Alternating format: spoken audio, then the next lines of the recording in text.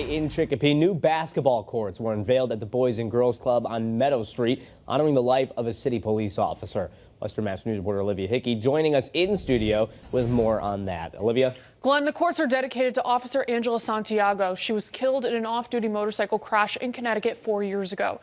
Her sister Angela says Officer Santiago's efforts in the community and connecting with club members on the court make this the perfect tribute in her memory. After months of construction and planning, the new basketball courts at the Boys and Girls Club in Chicopee were unveiled Sunday, honoring the life of Chicopee police officer Angela Santiago. She deeply cared about the kids that we serve, both here at the club. Santiago was killed in an off-duty motorcycle crash in Connecticut 4 years ago. She is fondly remembered for her dedication to the city's youth. Chicopee Boys and Girls Club Executive Director Jason Reed tells Western Mass News the courts are the perfect way to remember her kindness because it's where her relationship with the Boys and Girls Club began.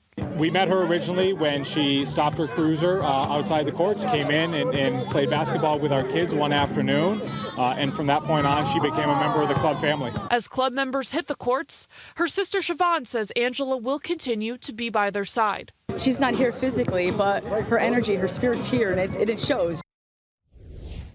Angela also inspired students as Chicopee High School's resource officer, a role she took on months before she died. She also served in the U.S. Army for 8 years and was a veteran of Operation Iraqi Freedom. Reporting in the studio for Western Mass News, I'm Olivia Hickey.